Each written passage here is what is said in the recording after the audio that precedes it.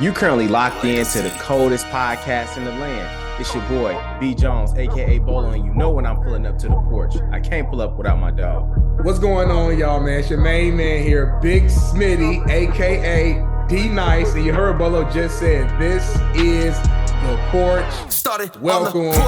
We are back again, y'all, man. It's holiday season. Thanksgiving is upon us. Probably my favorite holiday, and top two, because you know I'm about to be grubbing all week long, man. Bolo, how are you doing, though?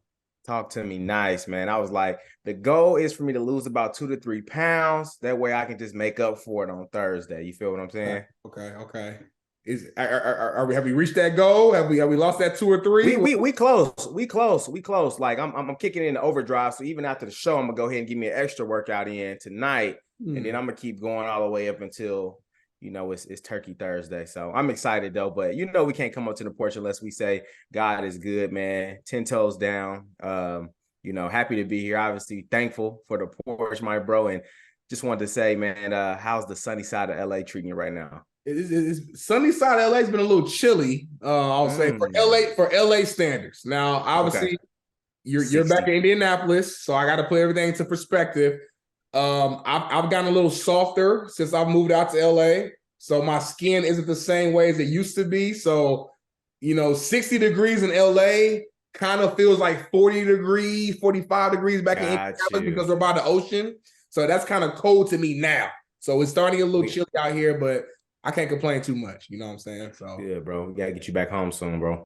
Yes, man. And before we introduce our very, very special guest, who I'm so excited to talk to, learn about, and introduce to you all, gotta shout out our sponsor, Bet Online, man. Make sure you guys go to betonline.ag for all your sports gambling needs. It's NBA season, NFL season, college football is upon us as well. So for all your sports gambling needs, go to betonline.ag and use the promo code BELIEVE. That's BLEAV to get your 50% plus welcome bonus. But without further ado, man, I can't keep my guests waiting here too much longer, man. This is someone who I consider a healer. She's a professor, occupational therapist, an activist, and so much more. The one and only Dr. Marilyn Thompson. Welcome to the porch. Hi, it's such a pleasure to be here, and thank you so much for having me, and I'm so excited, and I look forward to just today's discussion. Yes, love it. I love it, man. So first, before we even dive into everything, man, how has life been treating you? I haven't seen you in I think a couple of weeks at least. Like, how's life? How are you doing? Gosh, it's actually such a busy season. I think usually towards the holiday season, there is more things to do in the classroom with students, charging clients, people who've met their goals within occupational therapy. And I'm also navigating like a very complex season right now. One of my uncles, unfortunately, is really ill. And so it's like a bittersweet time period right now, but I'm grateful to God to be here and to be alive and to take another breath. So amen. Yeah.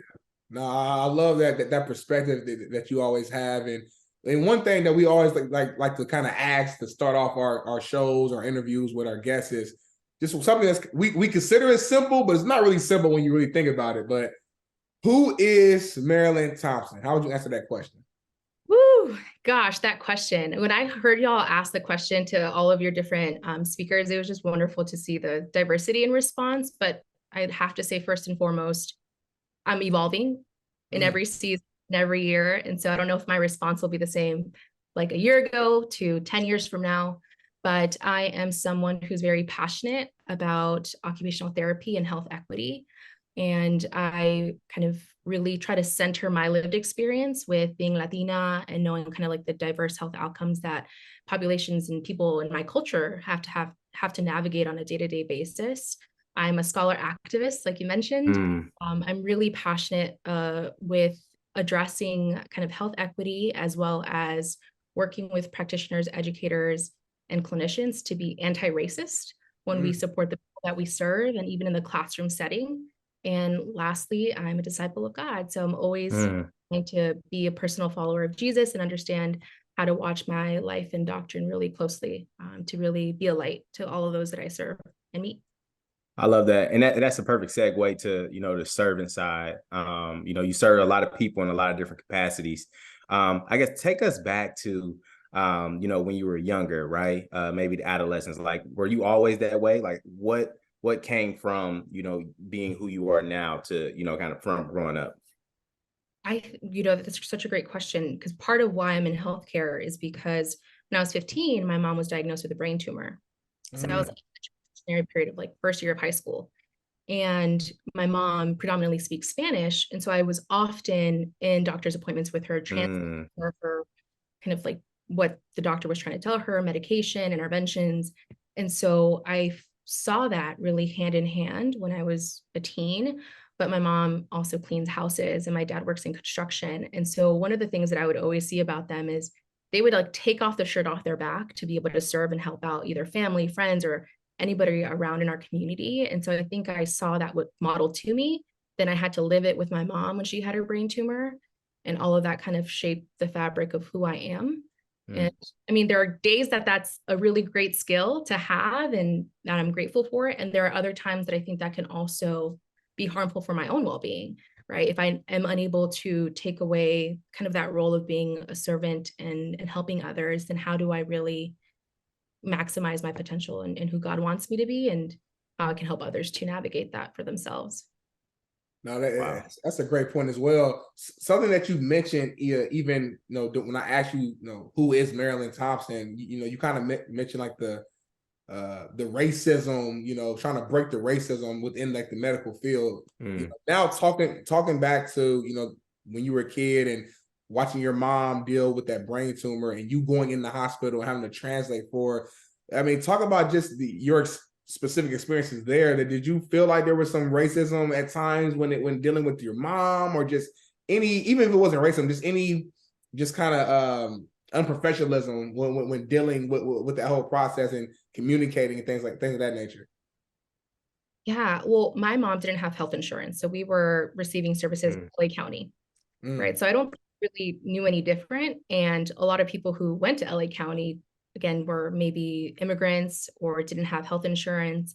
And so I can't say that in that moment, I was like, oh, this healthcare provider is being racist against me and my mom. Right. But as I grew up and started gaining more knowledge about how the healthcare system should work, I started realizing these discrepancies in, hey, why didn't I have someone tell me you can't be a translator for your mom? Like, there is a law in place that there needs to be a translator for any language, not just Spanish, right? When there is a doctor's appointment or a medical appointment. So now reflecting back on it, I'm like, man, these were things that I saw that I didn't realize were microaggressions and macroaggressions. And I want to ensure that other people don't have to navigate that alone. Because even as adults, sometimes we don't have the language or we don't know the knowledge that maybe a doctor who has like their white coat on may tell us, but we also can collaborate in that decision making. And how do we navigate that? No, that's beautiful. Love that. For sure, man. And then another thing you would also mention too that I want to make sure I touch on before we move on is as much of a caring person as you are, you come up with someone who always puts others first. Even me working with you, like you put so much energy and time into making sure I was okay. You know what I'm saying? And you do that with obviously all of your clients, and I feel like that's something that carries on even to your personal life with your family.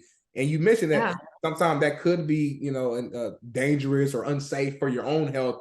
How are you kind of balancing out that? Like, as much as you're helping others balance out their lives and their occupations and things like that, how are you, doctor, balancing out your personal life in that area? Gosh, well, what's really interesting is I think one of the biggest things that has helped me and kind of balances me out, I'd say, is my faith. What's interesting is in when I was at USC getting my bachelor's, my major was human evolutionary biology. So there was a time period that I was actually atheist.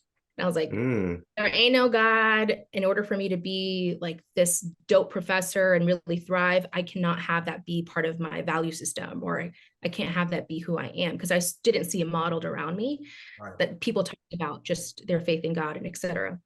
I saw it at home being Catholic, but it was just, we would go ever so often. It wasn't something too consistent. But when I was in undergrad, my advisor, who I was part of a scholarship, said, hey, I see that you're not doing so well here and you're failing your exams and there's something going on. What can be happening? And so I started getting testing anxiety. And she recommended me to go to therapy. So in therapy, I was like, okay, I went to therapy, but I don't think I aligned really well with my therapist. And so I ended up pursuing like spiritual practices. So I tried to study Buddhism, Christianity, and I realized like that faith for me was important. So I studied the Bible, got baptized in 2016. So I'd say faith, and the women in my life who study the Bible with me are huge in that. The other part is really working with other healthcare providers, particularly like psychotherapists, right? So I have my own therapist that I meet with twice a month to tell her that I'm navigating, and she tries to help me like, hey, you do so well at your job because you're a problem solver and you love helping other people problem solve, but you need to find a different way to do that for yourself where it doesn't feel like you're constantly on. So I think those two kind of pieces have been helpful, and honestly, really trying to have open communication with my husband is a game changer, because he's like, is this Marilyn therapist coming on or little Marilyn from childhood coming on? Right. So I think those are three big pieces that has helped me a lot. Wow. It's so I'll be very transparent to say that I haven't went to therapy yet. My wife goes. I'm still in the mix of just trying to figure it out, right? I think I need to go in some capacity. I think it'll be helpful, even for, preventative measures. But you said something that I thought was pretty cool, because I think obviously being a therapist, like, you just automatically assume from the outside looking in that the therapists they know everything. So to just see that therapists get therapy, is something that I think is pretty cool, because it's like, hey, even though I'm helping you work on you, I'm having somebody work on me as well. So I think it makes it more of a opening feeling to know that I'm like, hey, I'm coming to talk to a human and not this perfect person.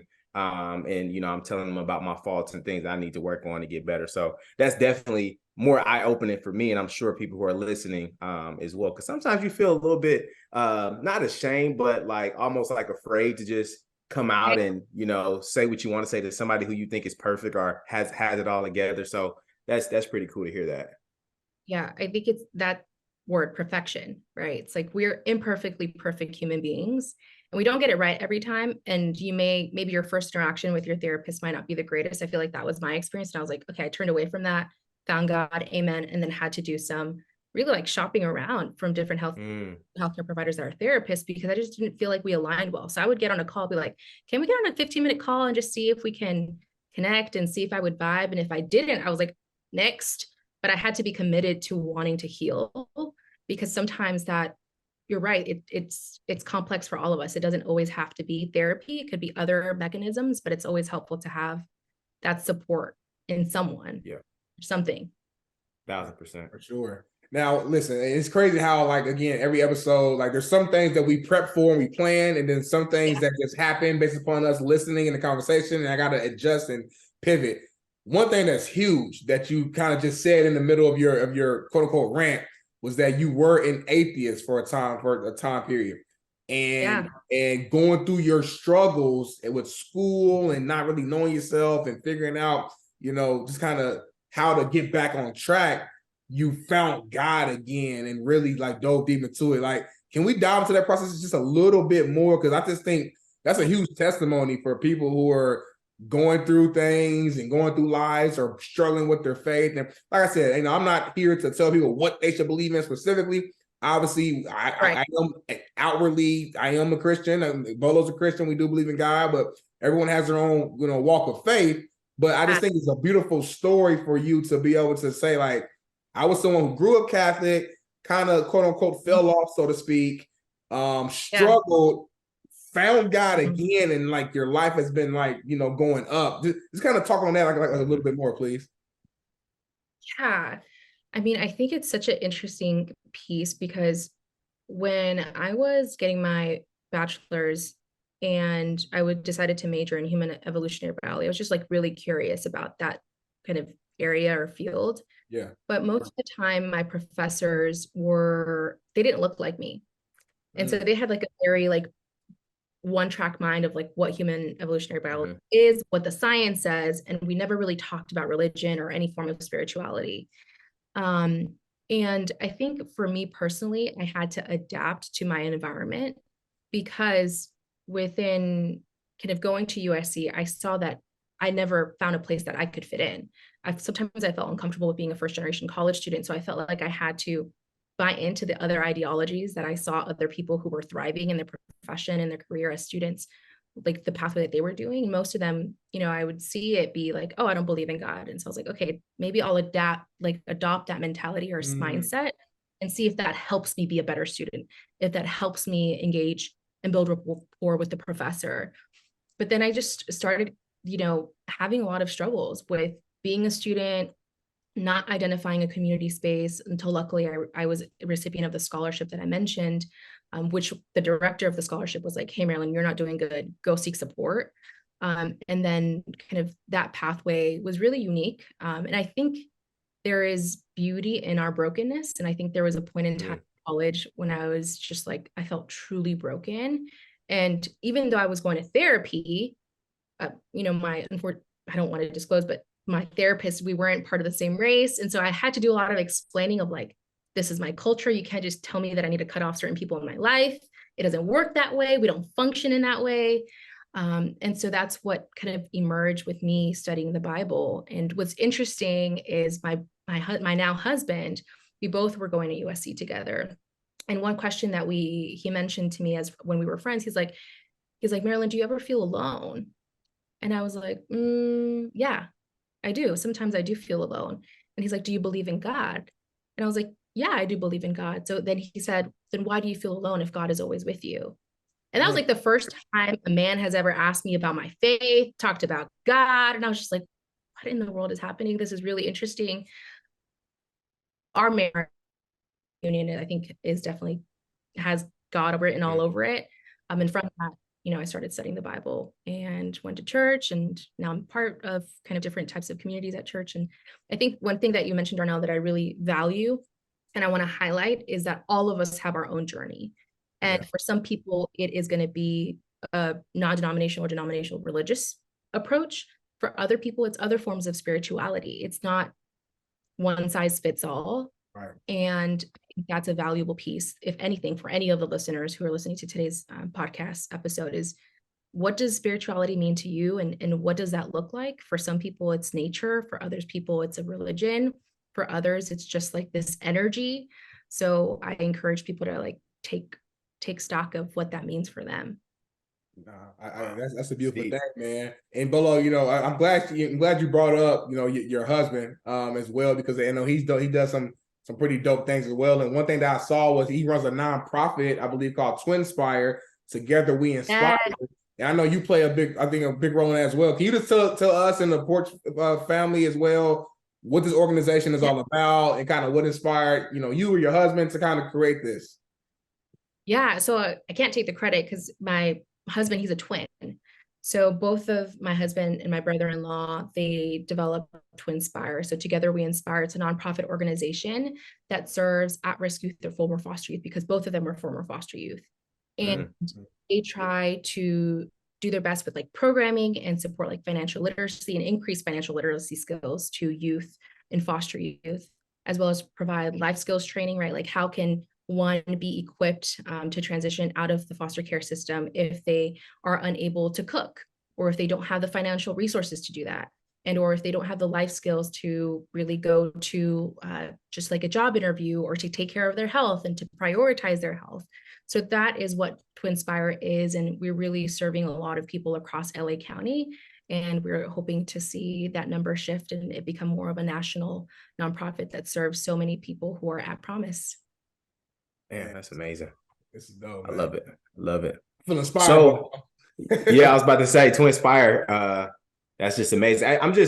I guess this is just me giving you your flowers. Darnell gave me a rundown because obviously you guys have connection. Before I got a chance to jump on to the porch, but I just have a great admiration for people who just do things to help move the pencil, if that makes sense. I think everybody's here for a reason, and sometimes people find what their intent on this earth is, and we can see it kind of shine through you, your family, your husband. So that's a beautiful thing, and we definitely wish that our hope that you continue to push that even more and continue to inspire people, like ourselves and even our listeners as well, to get out there and do things that we're set out to do in this life. So really appreciate that. Thank you so much. Absolutely. Yeah. Go for it. No, I was just going to say, I part of why I'm so excited to be here is just hearing how diverse and where this podcast is going with all of the different speakers that have come in. And for both of you, for being former athletes, deciding to develop this podcast, I'm really excited to see where it goes. And I'm certain that it's going to continue to help others. And I just appreciate your testimony, and please continue to strive for greatness and excellence, because both of you are excellent. Love it. Thank you so much, man. Appreciate that. Don't make me cry on here, Doc. What I mean? Don't make me cry on here. I'm good. We get compliments, but we don't receive it. We're just like, okay, and next. So right. Please, y'all do incredible work. Thank you. Yeah, Thank you. Definitely means a lot. It means a lot, man. So kind of moving forward, and we touched on a little bit here, but diving specifically into your career field as an occupational therapist. First of all, can you please define what that is to our listeners? I'm gonna be real. Before I met you, I had never heard what an occupational therapist is. Even when I talk to my family and I tell people, they're like, "What? Occu what?" So please explain what that is. I'll explain it two parts. So occupational therapy as a profession, it's a healthcare profession that enables people across the lifespan to participate in daily living, right? So I'm concerned with anything that occupies your time. So for some people, bathing, showering, dressing. For other people, that's, managing a chronic health condition. For other people, it's, doing something that they love, like playing the guitar or DJing. So as an occupational therapist, I try to support people to do what they want to do and need to do across their daily life. And if and when they've ever had like an injury, illness, or they have a disability, we try to intervene and collaborate with them to get them doing what they're passionate about. And that's kind of what occupational therapy is. And it's such a broad definition that even nowadays I'm like, what do I do? Because it feels so different with each person that I work with. That's kind of our scope. Nice. Now, you alluded to it earlier, but what got you specifically into the occupational side of things? So what's interesting is I'm going to go straight into the path of being a doctor, an MD, when I had navigated kind of the things that went on with my mom's health condition. When I was in college, I learned about occupational therapy, and I really liked it because it was such a holistic way of looking at another human being. We're looking at their physical capabilities. We're not looking just at what they do on a day-to-day basis. We're looking at kind of what makes them who they are, right? So that's why we call it occupational therapy. How are you occupying your time? What do you spend your day doing? So that is how for myself personally, I was I want to be able to work with someone and get to know them. I want to be able to have just a conversation and say how can I help you reach your full potential with your health or your mental health? And so I really appreciated that. And there are times where medical appointments are so quick, right? I'm not sure if you've ever been to your primary care provider visit. It's a 10 to 15 minute session and all right, bye, go home and take your medication.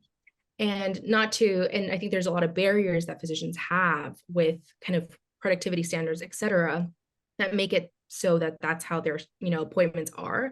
But for me, I really love having that 1 hour session with folks and getting to know them, getting to understand what's going right, what's going wrong, what are their strengths, and utilizing that to help them in a holistic way. So that's kind of what really inspired me to go into this field. And we need more people of color to know about occupational therapy, right? There's only, if I'm not mistaken with the statistics, 6% of currently employed occupational therapists in the US are Black. 7% or so, 5.4% is Black, 7% is Latino or Latine, and 8% is Asian. The remainder percentage is white. So we need to be able to look like us. Right. And that's real. Because I remember you mentioned earlier, you were this one therapist that I was working with, I had to kind of explain to him or her specific things as it relates to my lifestyle. Hey, I can't cut people off, that my world is a little bit different than that. So, and I think too, especially people, minorities, going into more of the therapy space, seeing more people that look like us, then we're more in tune to go in there because somebody has either been in our shoes before or can relate to us more specifically, I guess. So Absolutely.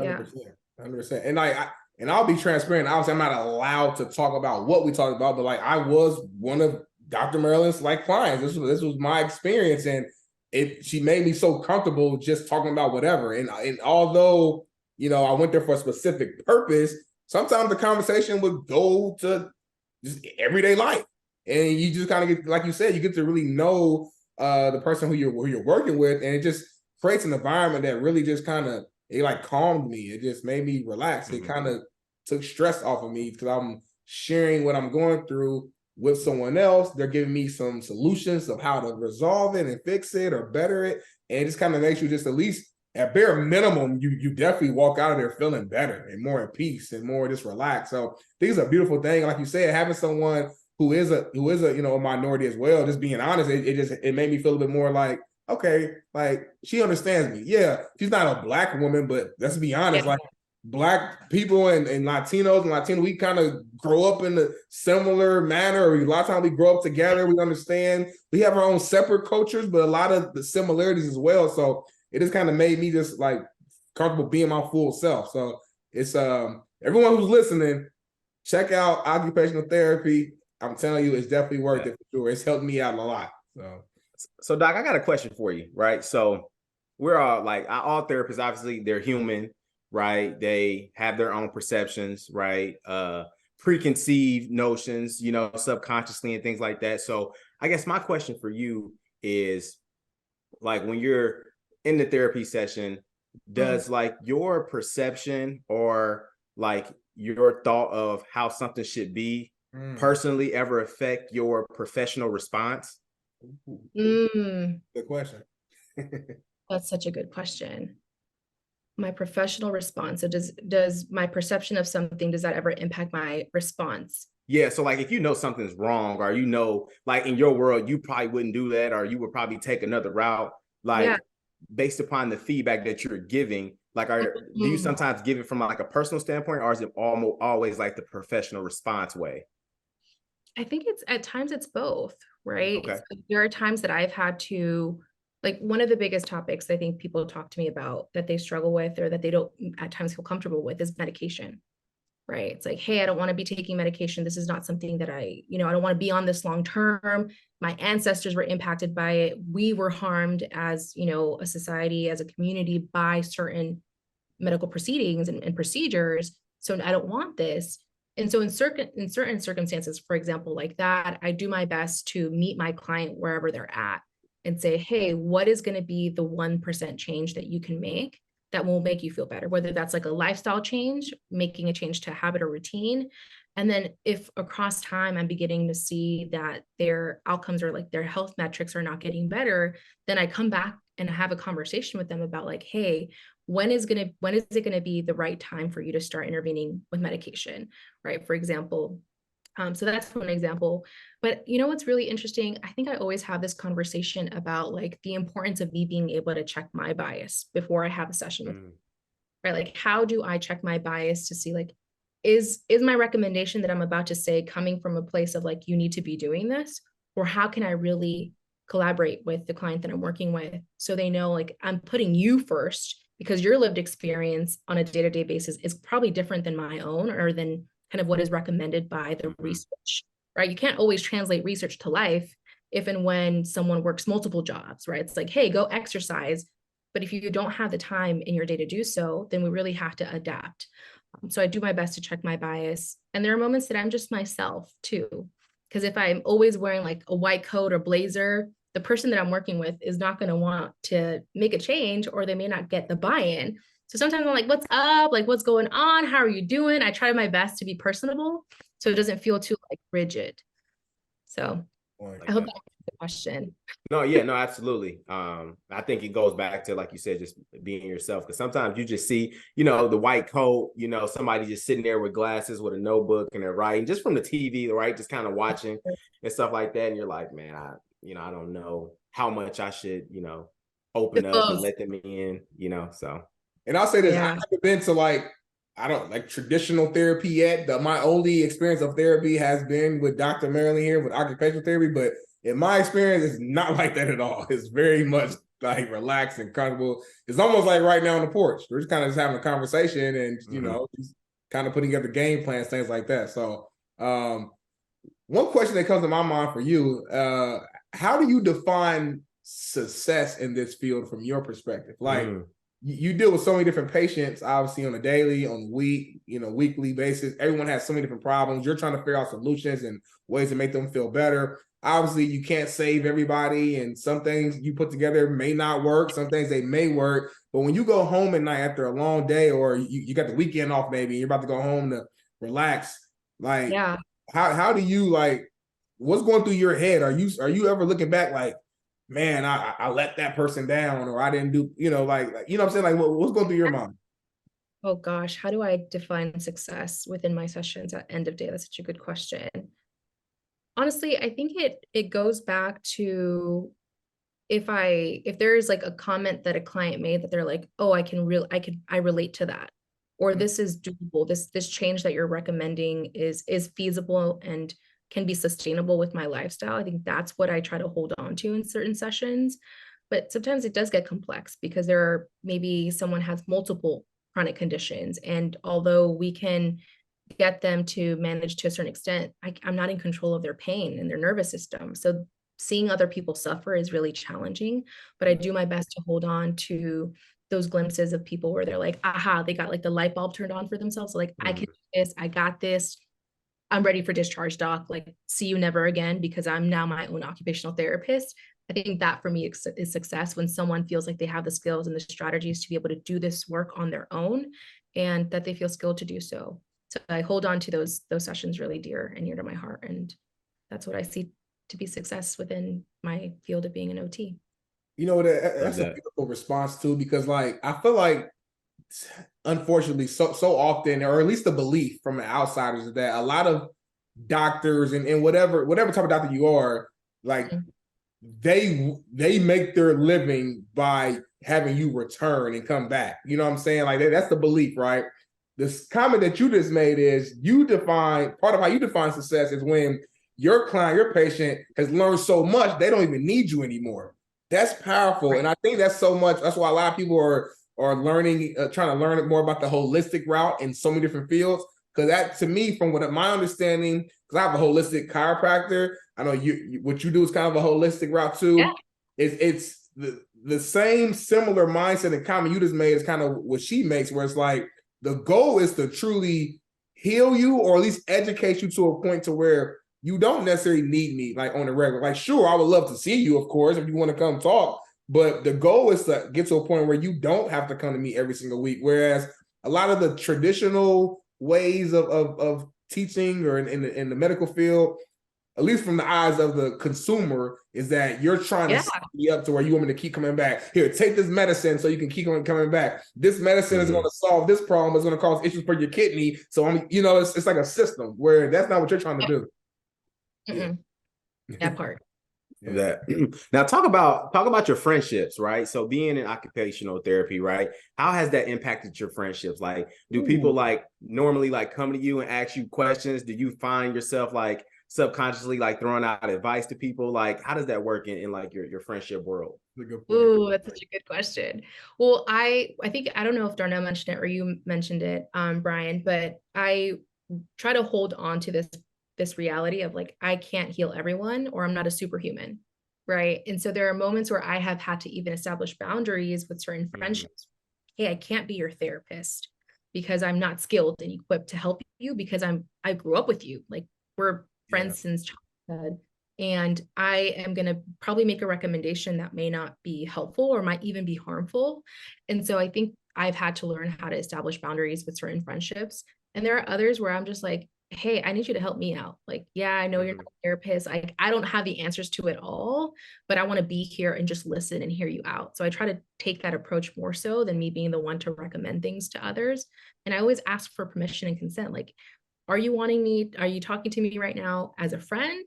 Or are you talking to me right now as someone who you want advice from? Like, asking for permission and getting that consent is key, because I don't ever want someone to feel like I'm just throwing solutions at them and they're like, who is Marilyn? Where's my friend from high school who played ball? What's going on? Don't fake me. I just want to vent. So those are the moments that's my experience with my friendships. That's a hell of a question, Bolo, because like my wife, she's a nurse, and I feel like everybody, whether it's my family or her family, every time somebody got a runny nose, they want to call Chanel. Hey, my nose is running today. Do you think that should be like? Come on, man. Like sometimes when I'm off, I'm off. You know what I'm saying? Like it's like part of it. It's a great skill to have, and like you appreciate the fact that people come to you for help. Like that's beautiful. But come on now. Sometimes Dr. Marilyn Thompson is trying to chill, have a drink, be a friend, go to the Beyonce concert, and just be, you know what I mean? No, that's for sure. So let's move on, to one of our final segments here. And this is more so this learning more so about who you are when you're not working. Like when you're not working, when you're not healing, we're not helping others out. Who is Marilyn outside of the therapy session? I kind of joked here and mentioned the Beyonce concert. I did look through your Instagram. I did see you had the full silver on in one of your pictures. But what do you like to do for fun? I love dancing. I used to actually be a Zumba instructor. So nice. Be at a former Crunch back in the day, and I was your instructor. So I love to dance. I feel like it's one of my love languages for sure. It's such culturally, it's like super tied to who I am. I really enjoy, coffee. I love visiting different kind of neighborhood coffee shops and just going and posting up there, doing some just research and journaling. And I am really connected to my family. So I have to say, like being a wife, being a daughter, being a tia, auntie, all of those things, that's who I am. And that's what I enjoy doing outside of my time, spending time with my family. Coffee. Well, I love the accent. Like I know for you, I love it. But every time she says like Latino, I can't say it, but like when you say it, it's just like your whole accent changes. I love it. A whole new person.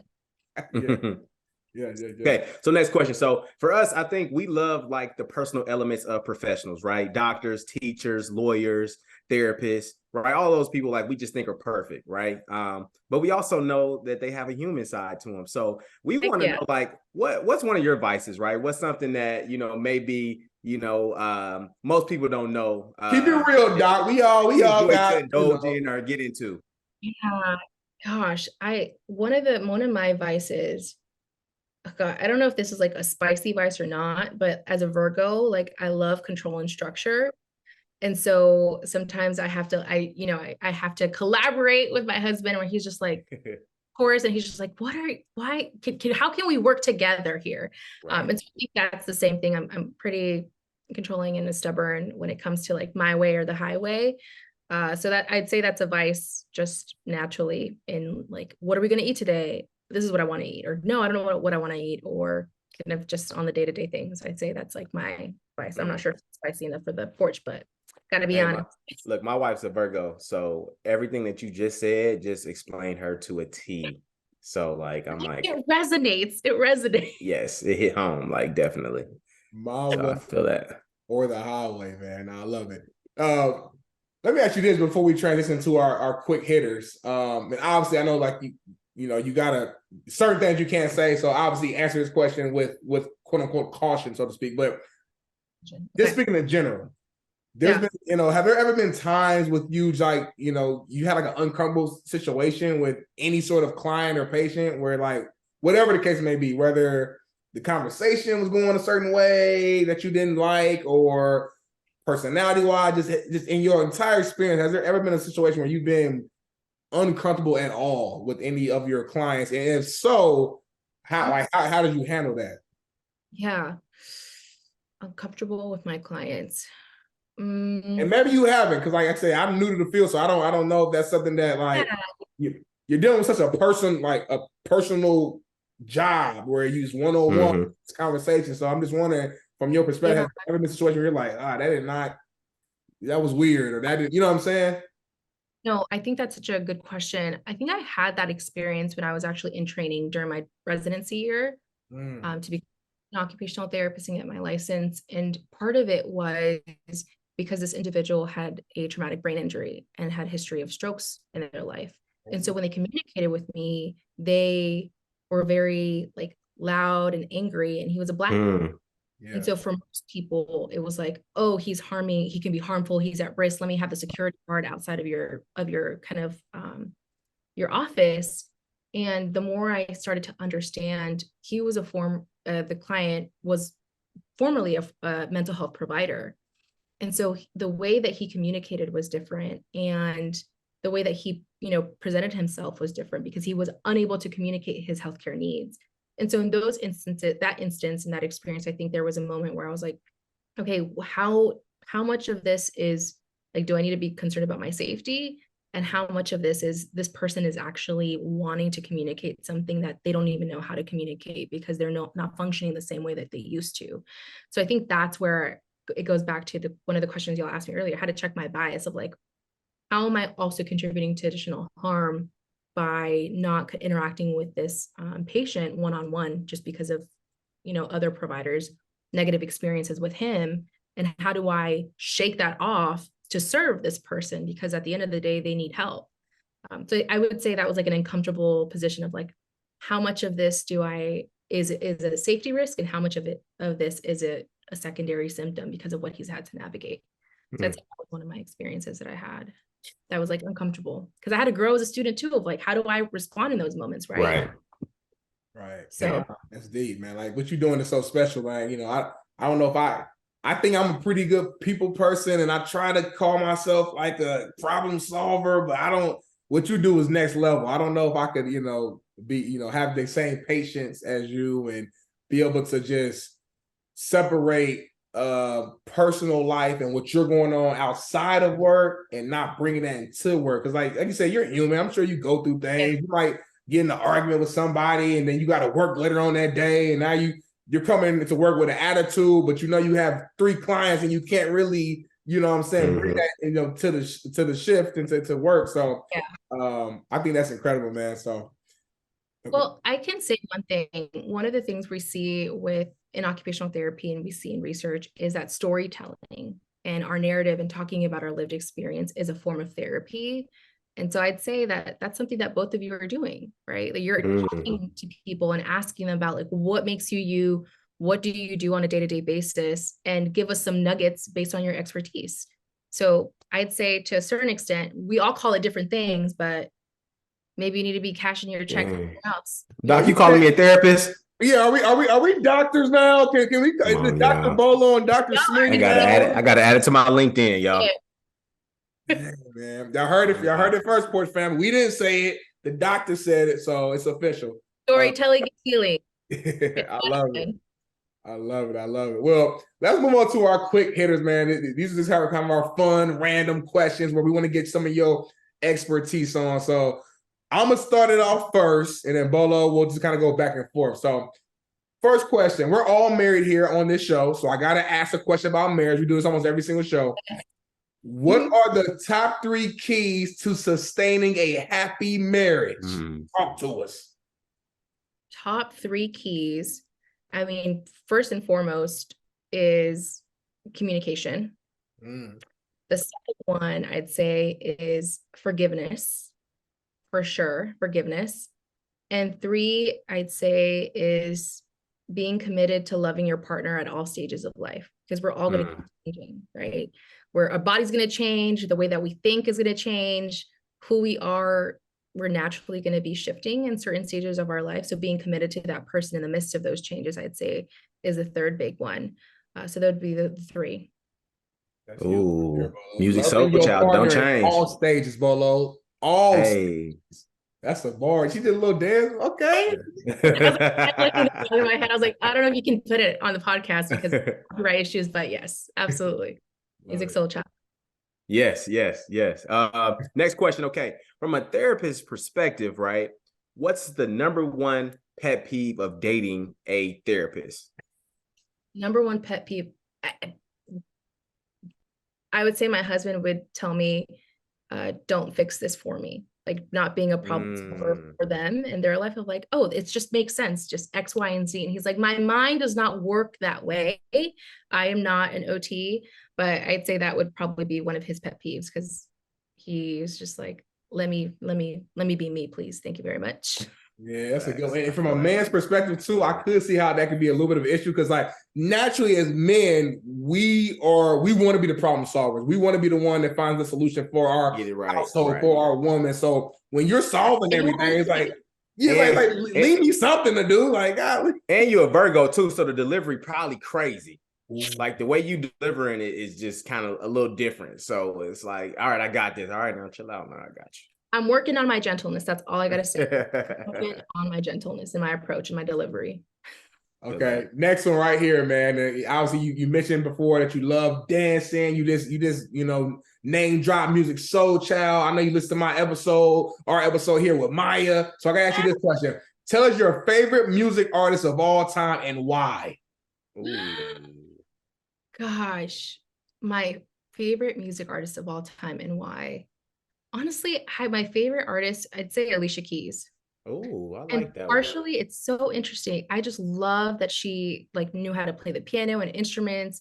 She, a songwriter, and the music that she writes and collaborates with other writers too, I feel like is just really passionate and all about relationships. So I don't know why I was like a 5-year-old singing her heartbreak songs. Like I knew what she was talking about, right? But I was just, jam into her music all the time. So I'd say that would be my favorite artist.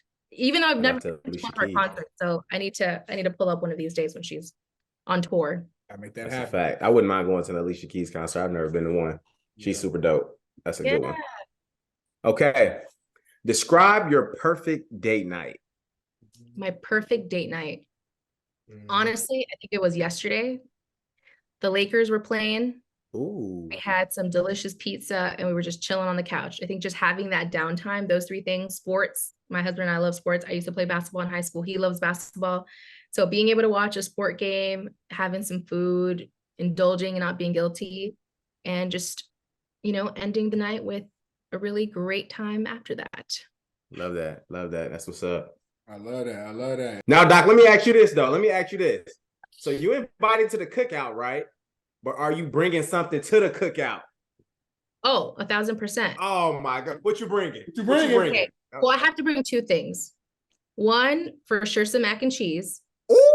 Other one, it has to be a cultural dish, right? So panes con pavo, some delicious, my own Salvadorian, delicious food and that I love to cook is where it's at. So I had to bring something culturally for myself and something else that will embrace the. So you cooking then. I thought you was gonna say like some potato salad or some cups or some pies or something. Mac and cheese is top 5 Black person meal. So you bringing mac and cheese, that means everybody eating it. So that means you cooking it good then.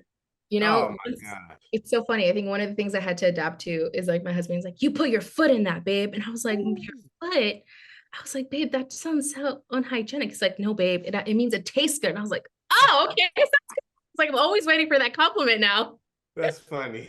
I remember the first time you heard that, you probably were offended. Like, I put my foot in there. Like, well, yeah, I tried. Told you, back to that one benefit, learning about different cultures, interracial marriages is where it's at. Come on, y'all. One more time. Can you name that Salvadorian dish that you named? Panes con pavo. So it is essentially like a bread with a bunch of lettuce, tomatoes.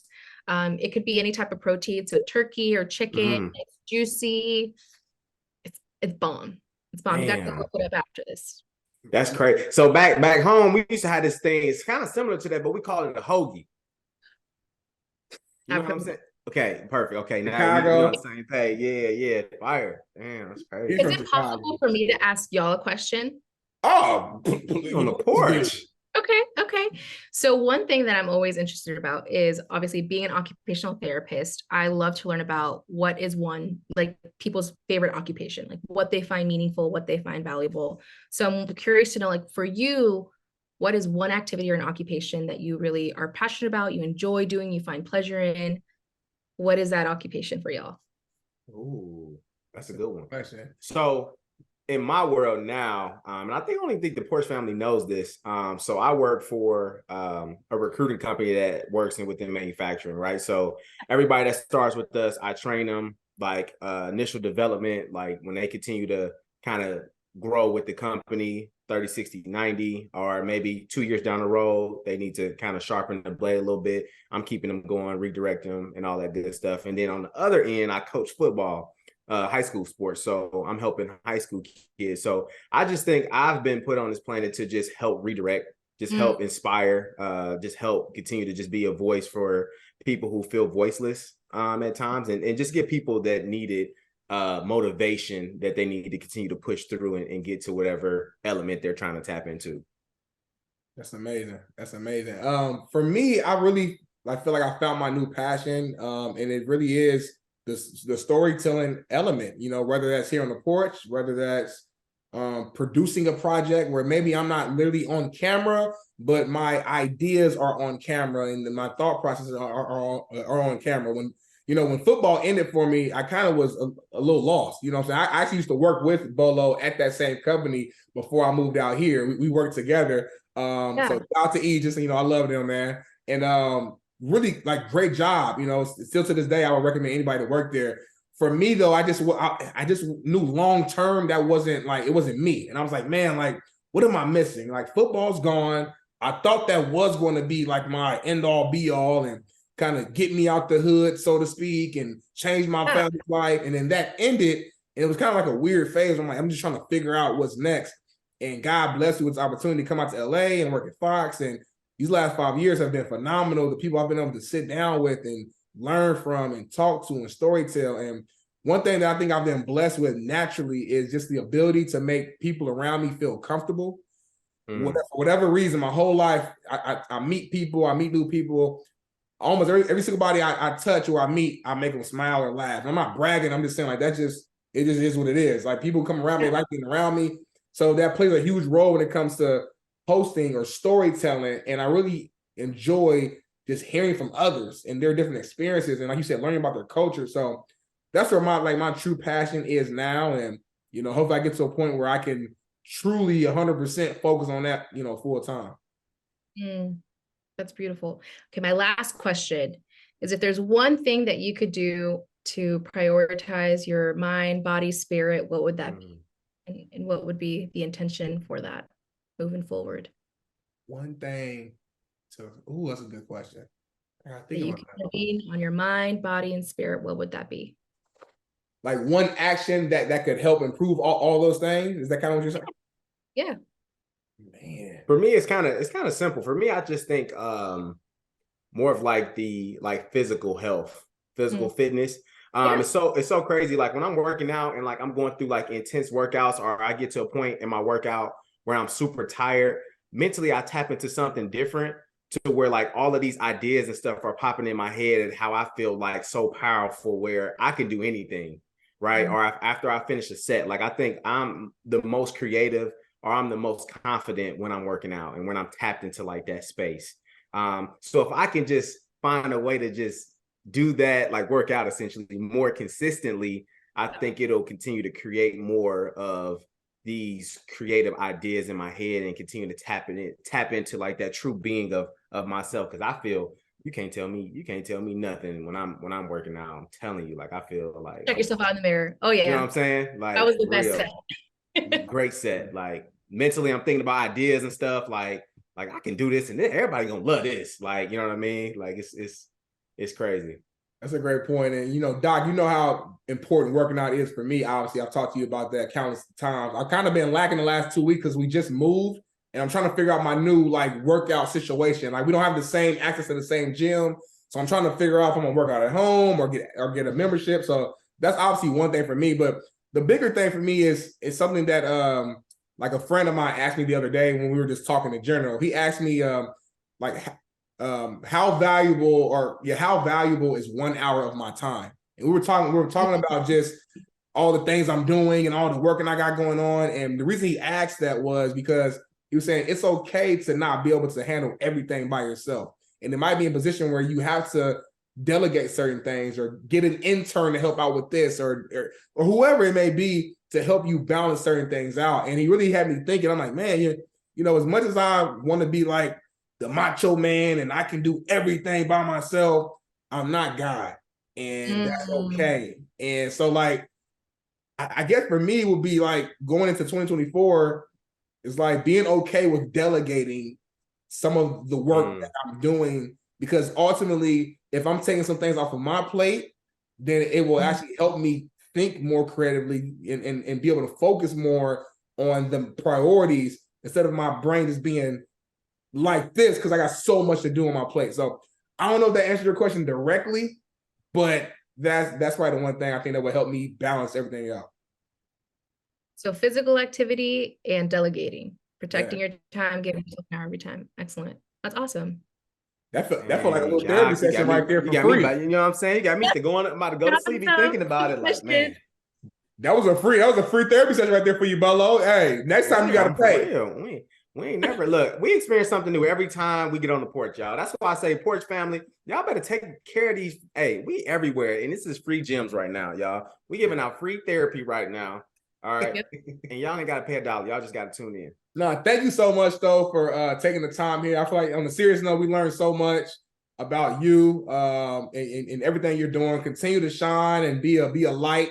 Here in this world, continue to, be that giver. I know sometimes, it's probably moments where you feel like, you're tired or exhausted, or maybe you feel like people are not appreciating you. I'm telling you right now, as firsthand, we appreciate you, what you do. You're very much needed. And I pray that this could be inspiration to get more minorities out into the occupational therapy role, or just any forms of therapy at all, to just improve ourselves mentally and physically, spiritually, etc. So this is your time here. If you want to promote anything you're doing or anything at all, it's kind of your time. Just, kind of shout out anything that you got going on. Yeah. So if you're interested in occupational therapy, you can find our services via the USC OT Lifestyle Redesign Clinic here in LA. Additionally, if you're interested in kind of supporting At Promise Youth, former foster youth, please check out To Inspire. And hopefully you can also check us out at my Instagram at Dr. Marilyn Thompson via Instagram as well. There you go. Thank you so much, man. Porch family, make sure you guys hit that like button, drop a review, comment, subscribe. If you're listening right now, you're either listening to Apple, you're on Stitcher, you're on Spotify, you're on Google Podcasts, or you might be watching it live on YouTube or Caffeine TV, or it might just be an Instagram clip. We're everywhere, so there's no excuse not to check us out and support us. And Bolo, man, how do we always end every single show? Porch family, we did it again. Make sure you wake up every day, you taking care of your resources and making sure that the best you is the best you. And we out. Peace. Started on the porch, that was where it all began. Had to put in work, every day we got it in. We chased all our dreams and now they can't believe it. We make it look easy, we achieving everything we needed. Now we undefeated. If we link, no, it's only business. If we get to speak and leave them speechless. I did things for free, but now it costs to see me. When you see me, you ain't gotta greet me. Just don't plot to sneak me. I'ma see it, I'ma stop and watch you lose and get defeated. What do we bleed? Came from the jungle, we humble but hungry and hunting to feed. People don't want us to leave. They love us and rush to the bus when we run in the streets, thinking we stunning the sea. We came from nothing to something, now up in the lead. Now we ain't coming in peace, hunting for blood and to crush everyone in the league. We got a reason, we put in work every day of the week, every month, every season. So many schemes, had to go hard for the team. We gave our all and succeeded, came from the deep end. Warming up pots, cooking ramen at times, that was all we was eating. Now we be feasting, 5-star restaurants every week. Whole team dripped in cloth and it's seamless. They looking hard when we step on the scene. Call us outcasts, we so fresh and so clean. Ain't about cash, please don't ask for a meeting. Just hit the stoop, out the spaz on the beat. Nah, it ain't rude if you ask for the feet. Just play it cool when I tax you the fee. We need a pool in the back with a cord and a board to go jump off and splash for the heat. Live for the day, cause the past can determine the future or where you gon' actually be. Keep staying present, our presence a blessing. It's all that we have and we actually need. I'm taking action with passion, detaching the ones who keep acting attached to leech. I am no pastor, but actually preaching. Look up these lyrics and actually read. That was where it all began. Had to put in work, every day we got it in. We chased all our dreams and now they can't believe it. We make it look easy, we achieving everything we needed. Now we undefeated. If we link, no, it's only business. If we get to speak and leave them speechless. I did things